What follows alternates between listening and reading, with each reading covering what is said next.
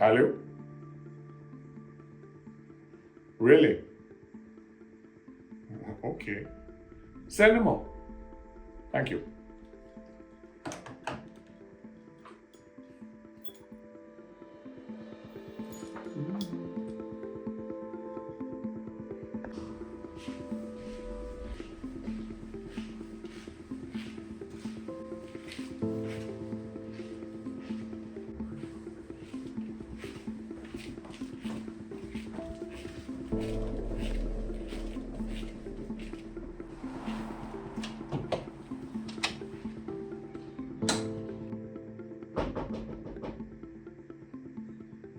Come.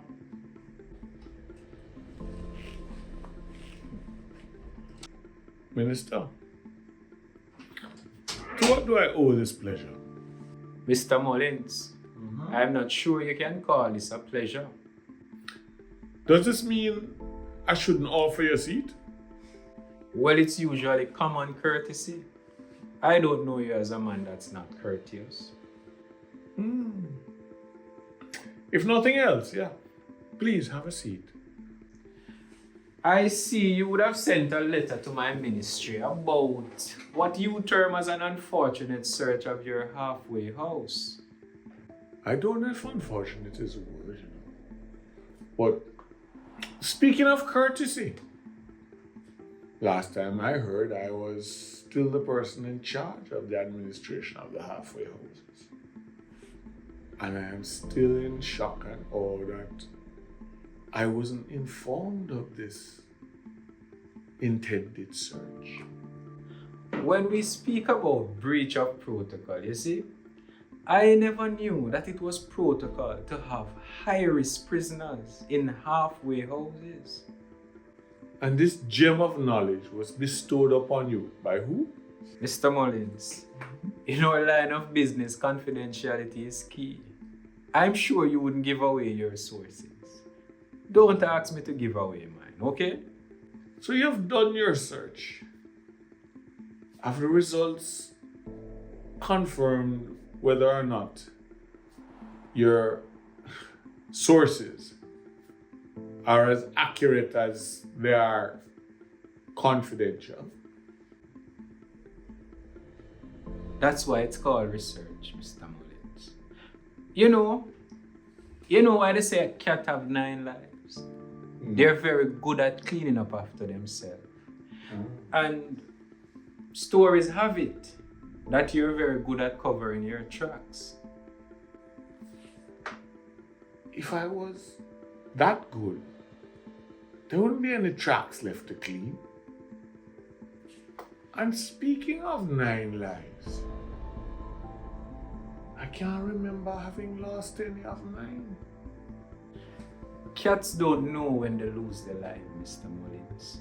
You could be on your very last one. Everton, Bailey or Daly? Daily, Mr. Mullins, daily. I'm so sorry. Daly.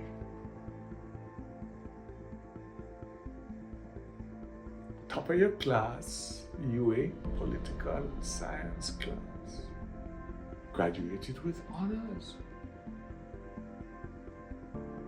Elected or selected to the Senate.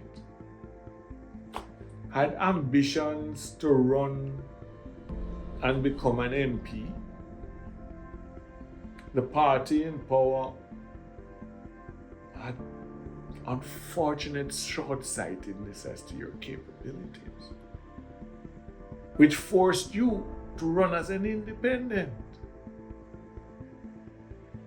Usually the death knell of anybody's political career in this country. But lo and behold, you won, which forced the government, in order to maintain the balance of power, to select you as a minister to fill a gap in the ministry that you now occupy, however briefly it may be. I now see why you're a chief investigator, Mr. Mullins. Good job. That's common knowledge, Mr. Mullins. It seems as if you read my bio. You see, if I was here to flatter you, I would say a job well done. But that's common knowledge. Now you see, you, Mr. Mullins, who runs an NGO, a non-government organization, where people have been trying for years to find out who your private funders are. But it just seemed to be elusive. I wonder if you're getting funding from Santa Claus, Mr. Mullins. Is that the case? No, we don't celebrate Christmas here, but we do celebrate Thanksgiving. Enough chit-chatter, Mr. Mullins, because I'm of the belief that absolute power corrupts absolutely. Now, I know for a fact that your agency have had hardened criminals in halfway houses. An investigation will be run on that.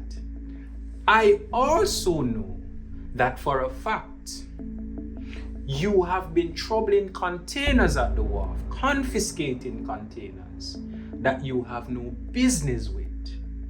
An investigation will be done on that shortly. And I'm not even so concerned about this last one, about your untrained agencies. There is no proof of them being trained with the regular police force. But I'm not going to be bothered by that. What I can tell you is that for the first two, they will be investigated. And if found wanted, let the chips fall where they may.